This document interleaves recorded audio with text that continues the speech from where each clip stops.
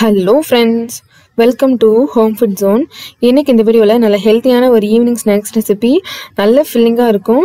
வழக்கமாக நம்ம செய்கிற ஸ்நாக்ஸ் பிரேக்ஃபாஸ்ட்லாம் விட நல்ல டிஃப்ரெண்ட்டாகவும் இருக்கும்.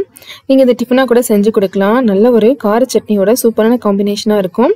இதை செய்கிறதுக்கு நான் இன்றைக்கி ஸ்வீட் கார்ன் எடுத்துருக்கிறேன். ஒரு ஸ்வீட் கார்ன் வந்து முழுசாக எடுத்துக்கோங்க. இது வந்து எல்லா கடைகள்லையுமே கிடைக்கும், சூப்பர் மார்க்கெட்ஸில் ஃப்ரூட்ஸ் கடையிலலாம் கிடைக்கும்.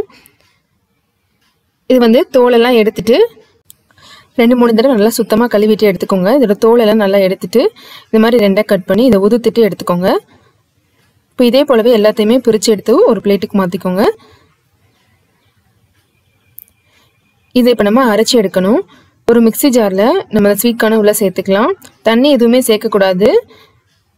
லோ ஸ்பீடில் வச்சு ஒரு 30 செகண்ட்ஸ் மட்டும் அரைச்சிங்கன்னா போதும். ரொம்ப பேஸ்ட்டாக ஆகிடக்கூடாது. உங்களுக்கு வந்து கொஞ்சம் கொரகொரப்பாக இருக்கணும். இது போல் நீங்கள் அரைச்சி எடுத்துக்கணும். இதை ஒரு பவுலில் மாற்றிக்கோங்க.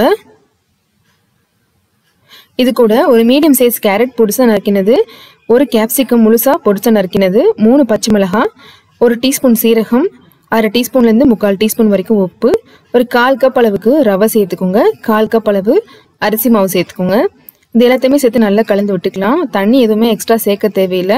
இந்த ஸ்வீட் கார்னில் இருக்கிற ஈரப்பதமே போதும். நல்லா கலந்துட்டு இந்த மாதிரி கையில் எடுத்து உருண்டை பிடிச்சிங்கன்னா நல்லா உங்களுக்கு கெட்டியாக வரணும். அப்படி இல்லைனா இன்னும் கொஞ்சம் நீங்கள் ரவையும் அரிசி மாவும் சேர்த்துக்கணும். கொஞ்சம் தண்ணியாக இருக்கிறதுனால 2 ஸ்பூன் ரவையும் 2 ஸ்பூன் அரிசி மாவும் சேர்த்துக்கிறேன். ஒரு தடவை நல்லா கலந்துக்கலாம். ரெண்டாவதாக நீங்கள் சேர்க்கும் போதும் அரிசியும் ரவையும் ஈக்குவலான அளவு சேர்த்துக்கோங்க. நல்லா கலந்துட்டு திரும்பவும் இதை நம்ம உருண்டை பிடிச்சி பார்க்கலாம். தேவைப்பட்டால் இன்னும் 1 ஸ்பூன் அரிசி மாவு 1 ஸ்பூன் ரவை கூட நம்ம சேர்த்துக்கலாம். இதில் சேர்த்துருக்கிற ரவை வந்து வறுக்காத ரவை தான். நீங்கள் வறுத்ததோ வறுக்காததோ எது வேணாலும் எடுத்துக்கலாம். பார்த்தீங்கன்னா தெரியும், நல்லா வந்து உருண்டை பிடிக்கிறதுக்கு வருது. இப்போது இதே மாதிரி எல்லாத்தையுமே நம்ம உருட்டி எடுத்துக்கலாம். இது ஒரு இட்லி தட்டில் வச்சு நம்ம வேக வச்சு எடுக்கலாம்.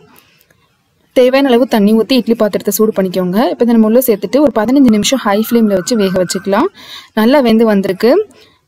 கரெக்டாக 15 நிமிஷம் டைம் இருந்தாலே போதும். இது நம்ம வெளியில் எடுத்துடலாம். நல்லா காரமான சட்னியோட நல்ல காம்பினேஷனாக இருக்கும். ஏன்னா இது வந்து நம்ம ஸ்வீட் கார்ன் சேர்த்துக்கனால ஒரு இனிப்பான ஃப்ளேவர் இருக்கும்.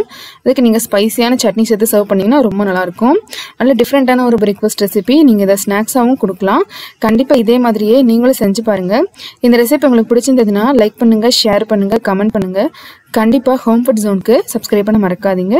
இதே போல் நல்ல ரெசிபியோட நாளைக்கு உங்களை வந்து மீட் பண்ணுறேன். அது வரைக்கும் பாய்.